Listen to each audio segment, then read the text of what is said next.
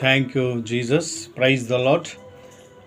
ಈ ಬುಧವಾರ ದಿವಸ ತಿರುಗಿ ಮತ್ತೊಂದು ಆವರ್ತಿ ದೇವರ ವಾಕ್ಯವನ್ನು ಧ್ಯಾನಿಸುವಂತೆ ದೇವರು ಕೊಟ್ಟಂಥ ಈ ಒಂದು ಸುವರ್ಣ ಅವಕಾಶಕ್ಕಾಗಿ ದೇವರನ್ನು ನಾನು ಸ್ತೋತ್ರ ಸಲ್ಲಿಸ್ತೇನೆ. ಕರ್ತನಲ್ಲಿ ಪ್ರೀತಿಯ ದೇವರ ಮಕ್ಕಳಿಗೊತ್ತು ದೇವರ ವಾಗ್ದಾನ ವಚನ ಮತ್ತಾಯನು ಬರೆದ ಸುವಾರ್ತೆ 9ನೇ ಅಧ್ಯಾಯ 22ನೇ ವಚನದಲ್ಲಿ ನಾವು ದೇವರ ವಾಕ್ಯವನ್ನು ನೋಡಿಕೊಳ್ಳೋಣ. ಇಲ್ಲಿ ಒಬ್ಬ ಸ್ತ್ರೀಯ ವಿಷಯದಲ್ಲಿ ನೋಡ್ತೇವೆ. ಯೇಸು ಆಕೆಯ ಕಡೆ ತಿರುಗಿ, ಮಗಳೇ, ನಿನ್ನ ನಂಬಿಕೆ ನಿನ್ನನ್ನು ಸ್ವಸ್ಥ ಮಾಡಿತು, ಸಮಾಧಾನದಿಂದ ಹೋಗು ಎಂಬುದಾಗಿ ಹೇಳಿದನು. Hallelujah, praise the god, hallelujah. ಕರ್ತನಲ್ಲಿ ಪ್ರೀತಿಯ ದೇವರ ಮಕ್ಕಳೇ, ಇಲ್ಲಿ ನೋಡ್ತೇವೆ ಒಬ್ಬ ರಕ್ತ ಕುಸುಮ ರೋಗ ಇದ್ದಂಥ ಸ್ತ್ರೀಯು, ಅವಳು ಅನೇಕ ವರ್ಷಗಳಿಂದ ಆ ಒಂದು ರೋಗದಿಂದ ಬಾಧೆ ಪಡ್ತಾ ಇದ್ದಳು. ಅವಳು ಅನೇಕ ಸ್ಥಳದಲ್ಲಿ ಅನೇಕ ವೈದ್ಯರ ಹತ್ರ ಹೋದರೂ ಕೂಡ ಅವಳಿಗೆ ಆ ಒಂದು ರೋಗದಿಂದ ಬಿಡುಗಡೆ ಆಗಿಲ್ಲ. ಹಲ್ಲೆಲೂಯಾ. ಆ ರೋಗದಿಂದ ಅವಳು ಸುಮಾರು 12 ವರ್ಷ ಆ ಮಗಳು ಒಂದೇ ಕೋಣೆಯಲ್ಲಿ ಇದ್ದುಕೊಂಡು ಬಾಧೆ ಪಡ್ತಾ ಇದ್ದಳು.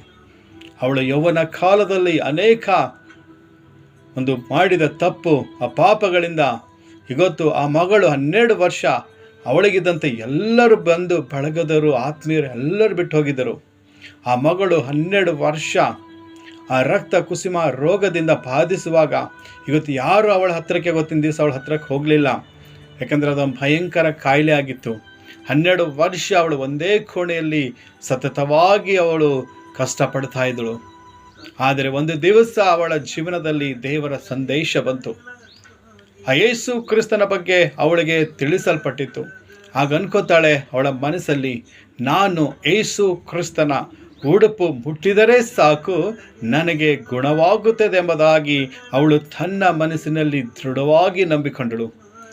ಒಂದು ದಿವಸ ಯೇಸು ಕ್ರಿಸ್ತನು ಅವಳ ಮಾರ್ಗದಿಂದ, ಅವರ ಮನೆಯ ಮಾರ್ಗದಿಂದ ಹೋಗುವಾಗ, ನಜರೇತಿನ ಯೇಸು ಕ್ರಿಸ್ತನು ಇಲ್ಲಿಂದ ಹೋಗ್ತಾ ಇದ್ದಾರೆ ಎಂಬುದಾಗಿ ತಿಳಿದುಕೊಂಡು ಅವಳು ಅಲ್ಲಿ ಯೇಸು ಕ್ರಿಸ್ತನು ಹೊರಡುವಾಗ ಅನೇಕ ಜನರು ಗುಂಪು ಗುಂಪಾಗಿ ಬರ್ತಾ ಇದ್ದರು. ಆತನ ಸುತ್ತಮುತ್ತ ಅನೇಕ ಗುಂಪು ಜನರದು ಆಗಿರುತ್ತೆ. ಆತನ ಮೇಲೆ ಅನೇಕ ಜನ ಮೇಲೆ ಮೇಲೆ ಬಿದ್ದು ಬೀಳ್ತಾ ಇದ್ದರು.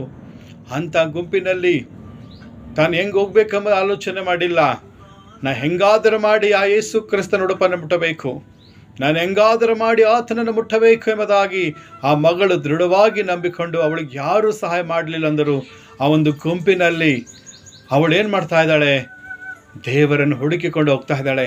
ಆ ಯೇಸು ಕ್ರಿಸ್ತನ ಆ ಪರಿಶುದ್ಧ ಯೇಸುವಿನ ರಕ್ತದಿಂದ ಅಭಿಷೇಕ ಹೊಂದಿಕೊಳ್ಳೋದಕ್ಕಾಗಿ, ಆತನ ಪರಿಶುದ್ಧವಾದ ವಸ್ತ್ರವನ್ನು ಮುಟ್ಟುವುದಕ್ಕಾಗಿ ಆ ಮಗಳು ಏನು ಮಾಡ್ತಾ ಇದ್ದಾಳೆ? ಅವಳು ನಡೆದೇ ಆಗದಂತೆ ಹೋದರೂ ಕೂಡ, ಅವಳಿಗೆ ನಡಿಲಕ್ಕಾಗಲಿಲ್ಲ ಅಂದರೂ ಕೂಡ ಏನು ಮಾಡ್ತಾ ಇದ್ದಾಳೆ?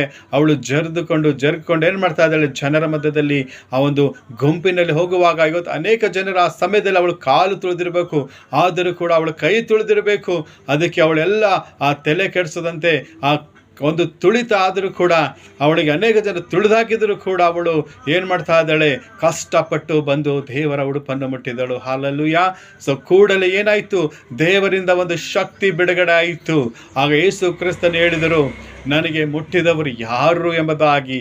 ಪೇತ್ರನು ಅಂತಾರೆ, ಯೇಸುವೇ, ನಿನಗೆ ಅನೇಕ ಜನರು ನಿನ್ನ ಅಕ್ಕಪಕ್ಕ ಇದ್ದಾರೆ, ಅನೇಕ ಜನ ನಿನ್ನ ಮೈ ಮೇಲೆ ಬೀಳ್ತಾ ಇದ್ದಾರೆ, ಇಂಥದ್ರಲ್ಲಿ ನೀ ಕೇಳ್ತೀಯ ನನಗೆ ಯಾರು ಮುಟ್ಟಿದ್ದಾರೆ ಎಂಬುದಾಗಿ.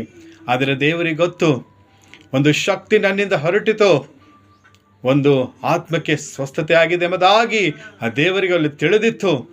ಆದರೆ ಆ ಸ್ತ್ರೀ ಜನರಿಗೆ ಗೊತ್ತಾಗಬೇಕು, ಅವಳು ಇಂಥ ಕಾಯಿಲೆಯಿಂದ ಬಾಧೆ ಪಡ್ತಾ ಇದ್ದ ಅಂತ, ಆ ರೋಗದಿಂದ ಬಾಧೆ ಪಡೆದಂಥ ಆ ಒಂದು ಸ್ತ್ರೀ ಅಲ್ಲಿ ಎಲ್ಲ ಜನರಿಗೆ ಬಿಡುಗಡೆ ಆಗಿದೆ ಎಂಬುದು, ಸ್ವಸ್ಥತೆ ಆಗಿದೆ ಎಂಬುದಾಗಿ. ಸೊ ದೇವರು ಅಲ್ಲಿ ಅವಳ ಮುಖಾಂತರ ಗೋಚರಪಡಿಸೋದಕ್ಕಾಗಿ, ತಿಳಿಸೋದಕ್ಕಾಗಿ ಆ ಥರ ಕೇಳಿದಾಗ ಆ ಮಗಳು ನಡುಗುತ್ತಾ ಹೇಳ್ತಾಳೆ, ಕರ್ತನೆ ಯೇಸುವೆ, ನಾನು ಇಂಥ ರೋಗದಿಂದ ಬಾಧೆ ಪಡ್ತಾ ಇದ್ದೀನಿ, ಇಂಥ ಕಾಯಿಲೆಯಿಂದ ನಾನು ಕಣ್ಣೀರು ಸುರಿಸ್ತಾ ಇದ್ದೆ. ನನ್ನ ನಂಬಿಕೆ ಎಂದು ನಿನ್ನ ಹತ್ರ ಬಂದು ನಿನ್ನ ಉಡುಪು ಮುಟ್ಟಿದರೆ ಸಾಕು, ನನಗೆ ಗುಣವಾಗ್ತದೆ ಎಂಬುದಾಗಿ ನಾನು ನಂಬಿ ನಿನ್ನ ಉಡುಪನ್ನು ಮುಟ್ಟಿದಾಗ ನನಗೆ ಸ್ವಸ್ಥವಾಯಿತು ಎಂಬುದಾಗಿ ಹೇಳ್ತಾಳೆ. ಆ ಸಮಯದಲ್ಲಿ ಯೇಸು ಕ್ರಿಸ್ತನು ಹೇಳ್ತಾನೆ ಅವಳ ಕಡೆ ತಿರುಗಿ, ಅಮ್ಮ, ನಿನ್ನ ಮಗಳೇ, ನಿನ್ನ ನಂಬಿಕೆ ನಿನಗೆ ಸ್ವಸ್ಥ ಮಾಡಿದೆ, ನಿನಗೆ ಕಾಯಿಲೆ ಪೀಡಿಸುತ್ತಿರುವಂಥ ರೋಗ ನಿನಗೆ ಬಿಟ್ಟು ಹೋಯಿತು ಎಂಬುದಾಗಿ ದೇವರು ಹೇಳ್ತಾರೆ. ನೀನು ಸಮಾಧಾನದಿಂದ ಹೋಗಿ ಎಂಬುದಾಗಿ. ಹೌದು ಕರ್ತನಲ್ಲಿ ಪ್ರೀತಿಯ ದೇವರ ಮಕ್ಕಳೇ, ಆ ರಕ್ತ ಕುಸುಮ ರೋಗಿ ಯಾರ ಡಿಪೆಂಡ್ ಆಗದಂತೆ ಯೇಸು ಕ್ರಿಸ್ತನ ಮುಟ್ಟಿದರೆ ಸಾಕು ಎಂಬುದಾಗಿ ಅಲ್ಲಿ ಅನೇಕ ಜನರ ಗುಂಪಿದ್ದರೂ ಕೂಡ ಆ ಮಗಳು ನಾನು ಹೆಂಗೆ ಹೋಗಿ ದೇವ್ರಿಗೆ ಮುಟ್ಲಿ, ಆ ಯೇಸು ಕ್ರಿಸ್ತನ ಉಡುಪು ಹೆಂಗೆ ಮುಟ್ಲಿ ಅಂತ ಅವಳು ಯೋಚನೆ ಮಾಡಿಲ್ಲ. ಹೆಂಗಾದರೂ ಮಾಡಿ ಎಷ್ಟೇ ಜನ ಇರಲಿ ನಾನು ಅವರ ಮಧ್ಯದಲ್ಲಿಂದ ಹೋಗಿ ದೇವರನ್ನು ಮುಟ್ಟಬೇಕು. ಅದು ಒಂದು ನೋಡಬೇಕಾದ್ರೆ ಎಂಥ ಕ್ರಿಟಿಕಲ್ ಸಿಚುವೇಶನ್ ಇದ್ದರೂ ಕೂಡ ಅವಳು ಏನು ಮಾಡಿದಳು. ಅಂಥ ಸಮಯದಲ್ಲಿ ಅಷ್ಟು ಗುಂಪಾಗಿರುವಂಥ ಜನರ ಮಧ್ಯದಲ್ಲಿ ಹೋಗಿ ಮುಟ್ಟೋದಂದ್ರೆ ಅದು ಅಸಾಧ್ಯವಾಗಿರುವಂಥದ್ದು. ಆದರೆ ಆ ಮಗಳು ಏನು ಮಾಡಿದಳು, ದೇವರಿಗೆ ಆತಳು. ದೇವರ ಹತ್ತಿರ ಹೋಗೋದಕ್ಕಾಗಿ ಅನೇಕ ಜನಗಳು ತುಳಿದಾಗದರೂ ಕೂಡ ತನ್ನ ಯೇಸುವನ್ನು ಮುಟ್ಟಬೇಕು, ಈ ರೋಗದಿಂದ ಬಿಡುಗಡೆ ಹೊಂದಬೇಕು, ಈ ರೋಗದಿಂದ ಮುಕ್ತಿ ಆಗಬೇಕೆಂಬುದಾಗಿ ಅವಳು ಧೈರ್ಯವಾಗಿ ದೇವರನ್ನು ಮುಟ್ಟಿ ಸ್ವಸ್ಥವಾದಳು. ಇವತ್ತು ಅವಳ ಸ್ಪರ್ಶ ಏನಾಗಿತ್ತು, ಯೇಸು ಕ್ರಿಸ್ತನನ್ನು ಮುಟ್ಟಿದಾಗ ಯೇಸು ಕ್ರಿಸ್ತನು ತಿರುಗಿ ನೋಡಿದನು ಅವಳ ಕಡೆ. ಇವತ್ತು ನಾನು ನೀನು ಕೂಡ ಇವತ್ತು ನಿನ್ನ ರೋಗದಲ್ಲಿ ಇವತ್ತು ನಿನ್ನ ಸಂತೈಸುವಂಥವ್ರು ಯಾರಿಲ್ಲ. ಇವತ್ತು ನೀನು ಡಾಕ್ಟರ್ ಕೈ ಬಿಟ್ಟಿರಬಹುದು. ಇವತ್ತು ನೀನು ಆ ಯೇಸು ಕ್ರಿಸ್ತನ ನಂಬಿಕೆಯಿಂದ ಆತನ ಹತ್ರ ಬಂದಿದ್ದಾರೆ, ನಿನ್ನ ನಂಬಿಕೆಯಿಂದ ಆತನನ್ನು ಕೂಗಿದರೆ ಇವತ್ತು ಆ ಸ್ತ್ರೀ ಕಡೆ ಹಿಂತಿರುಗಿ ನೋಡಿದ ದೇವರು ನಿನ್ನ ಕಡೆ ತಿರುಗಿ ನೋಡ್ತಾರೆ. ಹಲ್ಲೆಲೂಯಾ. ಅಲ್ಲಿ ದೇವರ ವಾಕ್ಯ ಹೇಳುತ್ತದೆ, ಯೇಸು ಕ್ರಿಸ್ತನು ತಿರುಗಿ ಆಕೆಯನ್ನು ನೋಡಿದನು ಎಂಬುದಾಗಿ. ಯೇಸು ಕ್ರಿಸ್ತನು ತಿರುಗಿ ಆಕೆಯನ್ನು ನೋಡಿದನೆಂಬುದಾಗಿ ದೇವರ ವಾಕ್ಯ ಹೇಳುತ್ತದೆ. ಹೌದು ಕರ್ತನಲ್ಲಿ ಪ್ರೀತಿಯ ದೇವರ ಮಕ್ಕಳು, ಇವತ್ತು ನೀನು ಕೂಡ ನಂಬಿಕೆಯಿಂದ ಆ ರಕ್ತ ಕುಸುಮ ರೋಗವಿದ್ದ ಮಹಿಳೆಯಂತೆ ನೀನು ಕೂಡ ಇವತ್ತು ರೋಗದ ಇಲ್ಲಿದ್ದಾಗ ಇವತ್ತು ಎಲ್ಲ ಡಾಕ್ಟರ್ ಕೈಬಿಟ್ಟರು, ಎಲ್ಲ ಚಿಕಿತ್ಸೆಗಳು ವಿಫಲವಾಗಿದ್ದರೂ ಕೂಡ ನಿನಗೆಲ್ಲ ಆತ್ಮೀಯರು ಬಂಧುಗಳು ಅನೇಕ ಜನರು ನೀನು ಕೈ ಬಿಟ್ಟರು ಕೂಡ ಇವತ್ತು ನೀನು ಆ ಸ್ತ್ರೀಯಂತೆ ನೀನು ನಂಬಿಕೆಯಿಂದ ಆ ಒಂದು ದೇವರ ಹತ್ತಿರ ಬಂದಿದ್ದಾಗೆ ನಿನ್ನ ನಂಬಿಕೆಯಿಂದ ಆತನನ್ನು ಕರೆದಾಗ ಆತನು ಆ ಸ್ತ್ರೀ ಕಡೆಗೆ ನೋಡಿ, ಆ ಸ್ತ್ರೀ ಕಡೆಗೆ ತಿರುಗಿ ನೋಡಿ ಆಕೆಯನ್ನು ನೋಡಿದ ದೇವರು ಇವತ್ತು ನಿನ್ನ ಕಡೆ ತಿರುಗುತ್ತಾನೆ. ನಿನ್ನ ಪ್ರಾರ್ಥನೆಯನ್ನು ಕೇಳಿ ನಿನ್ನ ಕಡೆ ಹಿಂತಿರುಗಿ ನಿನ್ನನ್ನು ನೋಡುವ ಆತನಾಗಿದ್ದಾನೆ. ನನ್ನ ಮಗನೇ, ನನ್ನ ಮಗಳೇ, ನಿನಗೆ ಸ್ವಸ್ಥವಾಯಿತು. ನನ್ನ ಮಗನೇ, ನನ್ನ ಮಗಳೇ, ನಿನಗೆ ಬಿಡುಗಡೆ ಆಗಿತ್ತು ಎಂಬುದಾಗಿ ದೇವರು ನಿನಗೂ ಹೇಳುವಂತನಾಗಿದ್ದಾನೆ. ಯಾಕಂದರೆ ಆತನು ಬಿಡುಗಡೆ ಕೊಡುವ ದೇವರು, ಆತನು ಸ್ವಸ್ಥತೆ ಕೊಡುವ ದೇವರಾಗಿದ್ದಾನೆ. ಇವತ್ತು ಕರ್ತನಲ್ಲಿ ಪ್ರೀತಿಯ ದೇವರ ಮಕ್ಕಳೇ, ಇವತ್ತು ನೀನು ಆ ನಂಬಿಕೆಯಿಂದ ಸಂದೇಹ ಪಡದಂತೆ, ಸಂಶಯ ಪಡದಂತೆ, ಇವತ್ತು ಎಷ್ಟೇ ಜನರು ನಿನಗೆ ಒಂದು ದೇವರ ಹತ್ರ ಬರುವಾಗ, ಆ ದೇವರ ನಂಬುವಾಗ, ಆ ದೇವರಿಗೆ ಪ್ರಾರ್ಥಿಸುವಾಗ, ದೇವರಿಗೆ ನೀನು ಮೊರೆ ಇಡುವಾಗ ನಿನಗೆ ಅನೇಕ ಜನರು ನಿನಗೆ ಅಡೆತಡೆ ಮಾಡಿದರು, ನಿನಗೆ ತುಳಿದಾಗಿದ್ರು ಕೂಡ ನೀನು ನಂಬಿಕೆಯಿಂದ ನೀನು ಧೈರ್ಯವಾಗಿ ಮುಂದೆ ಸಾಗು.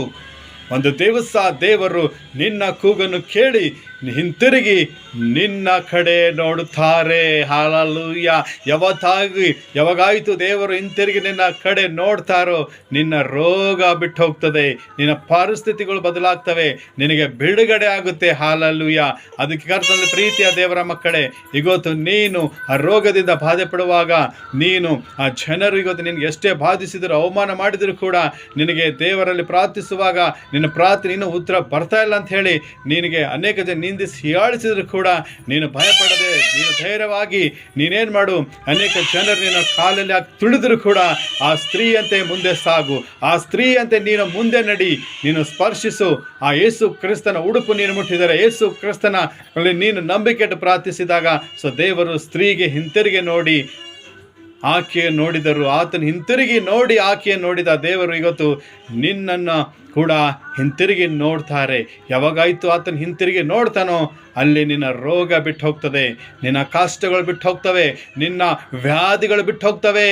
ಡಾಕ್ಟರ್ ನೀನು ಕೈ ಬಿಟ್ಟರು ಕೂಡ ಆ ದೇವರು ಕೈ ಬಿಡುವ ದೇವರಲ್ಲ. ಅದಕ್ಕೆ ಕರ್ತನಲ್ಲಿ ಪ್ರೀತಿಯ ದೇವರ ಮಕ್ಕಳು, ಈ ವಾಕ್ಯದಂತೆ ಆ ಒಂದು ಸ್ತ್ರೀಯಂತೆ ನೀವು ಕೂಡ ನಂಬಿಕೆಯಿಂದ ಸಂಶಯ ಪಡದಂತೆ ಸಂದೇಹ ಪಡದಂತೆ ದೇವರಲ್ಲಿ ಆ ನಂಬಿಕೆಯಿಂದ ಆತನಿಗೆ ಕರೆದಾಗ ಆತನು ಕೂಡ ಹಿಂತಿರುಗಿ ನೋಡಿ ನಿನ್ನನ್ನು ಆಶೀರ್ವಾದ ಮಾಡಿ ನಿನಗೆ ಸ್ವಸ್ಥತೆ ಕೊಡ್ತಾರೆ ಎಂಬುದಾಗಿ ನಾವು ದೇವರ ವಾಕ್ಯದಲ್ಲಿ ನೋಡ್ತೇವೆ. ದೇವರು ಈ ವಾಕ್ಯದಂತೆ ನಮ್ಮೆಲ್ಲರನ್ನು ಆಶೀರ್ವಾದ ಮಾಡಲಿ, ಅಥವಾ ದೇವರು ಈ ವಾಕ್ಯದಂತೆ ನಿಮ್ಮನ್ನು ನಿಮ್ಮ ಕುಟುಂಬವನ್ನು ಆಶೀರ್ವಾದ ಮಾಡಲಿ.